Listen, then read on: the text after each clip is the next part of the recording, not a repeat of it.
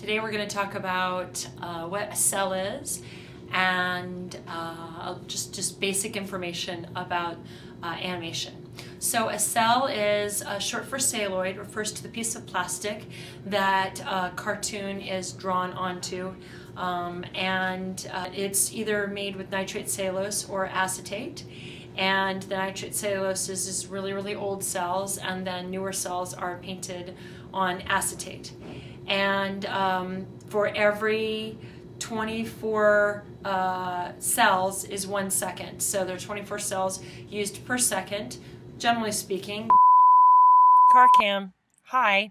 Yes, 24 cells per second, but only 10% survives the process of animation because they weren't treating the cells as, future art. They were treating it as a means to an end. So for you collectors out there, just bear in mind that generally speaking, a very small percentage of any particular cartoon survives the making of it.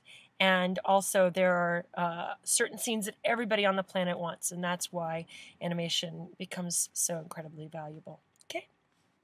Different studios or different situations call for less and a little bit more, but for the most part it's 24 cells per second.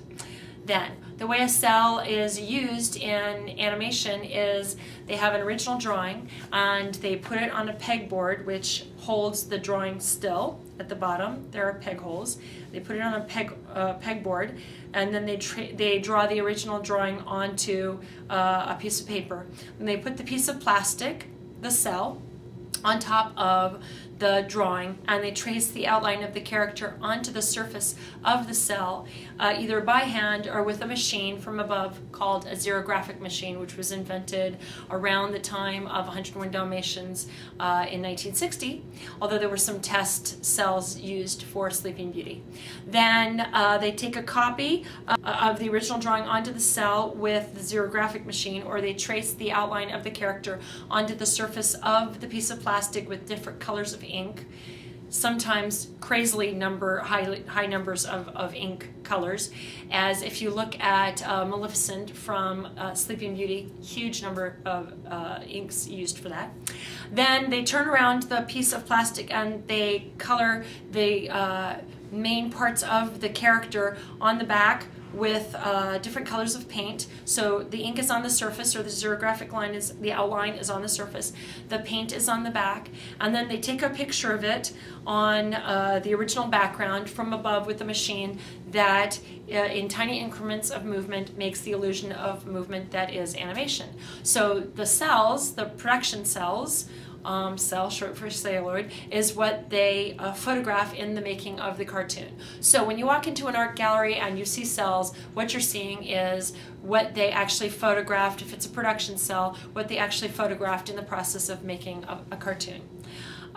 There are different eras where different types of plastic were used. As I said, originally it was used, nitrate cellulose was used, which shrinks and expands with the moisture in the air. It's a little bit more volatile, so sometimes when you see old production cells that were created on nitrate cellulose, they're all kind of shrivelly looking. That's because of the type of plastic that was used to make that cartoon. Then after that, when they switched to acetate, and there are some cartoons in the 40s that have both nitrate cellulose and acetate, then they went to all acetate, and those are a lot flatter and have a lot longer shelf life or stay in a lot more stable condition. So that's what a cell is. A production cell is what they used to make the cartoon. There are also limited edition cells and cells or xerograph cells that are the ones that they actually are made just specifically to sell.